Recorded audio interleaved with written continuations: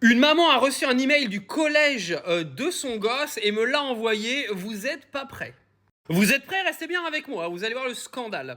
Les conseils de professeurs de mi-trimestre se sont tenus la semaine dernière et les équipes enseignantes dénotent dès ce début d'année de nombreux manquements concernant l'investissement personnel à fournir par les élèves. Manque de travail personnel, de trop nombreux élèves arrivent en classe sans avoir fait leurs devoirs, prétextant soi-disant une mise en condition difficile à la maison, soit un manque de temps lié à des activités familiales ou extrascolaires. Ah ouais, donc en fait, dès le début du mail, le collège t'explique que tu n'as pas le droit d'avoir de vie familiale ni de vie extrascolaire. Déjà, ça commence fort.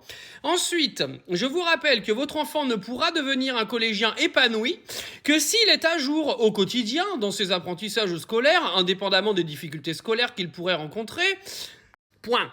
L'essentiel est qu'il ait du temps à consacrer chaque soir dans un endroit calme à la maison pour, petit 1, faire le point et ranger ses fiches de travail de la journée.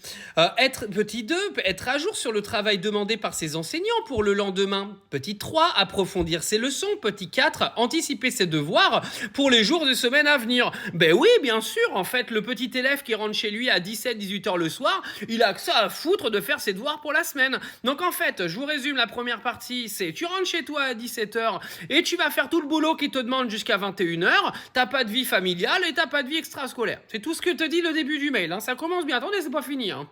Déjà, moi, je reçois ça, je porte plainte. Parce que c'est clairement du harcèlement, clairement. Nous estimons à 1 heure en moyenne de travail personnel à fournir chaque soir à tout niveau confondu. Mais bien sûr, les apprentissages scolaires de votre enfant doivent constituer sa priorité et la vôtre en tant que parent. Tiens, allez hop, petite leçon d'éducation, pif paf pouf, si tu l'avais pas prise dans ta gueule, maintenant tu l'as compris. Les activités familiales, culturelles et sportives extrascolaires sont certes importantes dans la construction du jeune, mais vous devez les modérer dans l'emploi du temps de votre enfant afin de ne pas entraver son travail scolaire et ses chances de poursuite des études. Mais sérieusement, allez vous la prendre bien profond. Oubli de matériel, oui, c'est pas fini, attendez. Hein. Il est important que vous puissiez vérifier le cartable de votre enfant car un oubli de matériel impacte nécessairement sur la qualité de son travail en classe, en plus de gêner la progression normale du cours avec l'enseignant.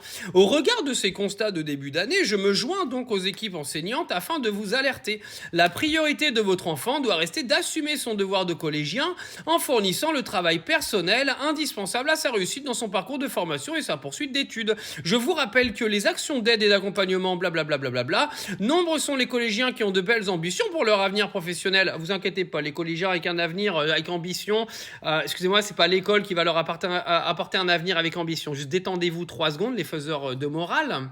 Alors je vais pas vous lire la fin parce que je pense que je vais brûler le papier. Nous comptons ainsi sur vous, parents, pour améliorer la qualité de travail à fournir à la maison et l'investissement personnel de votre enfant sur son temps en dehors du collège. Alors moi je peux vous dire, je vais le dire, si la personne qui a écrit ce mail voit cette vidéo, je peux vous promettre que moi là, tu me vois là, moi tu m'envoies ce mail, je me pointe au collège et je peux te dire, je te passe un savon, tu vas même pas comprendre ta vie. Je prends mon enfant, je le déscolarise de ton collège de merde et pour m'avoir donné des leçons d'éducation, je te dis pas ce que je vais te faire.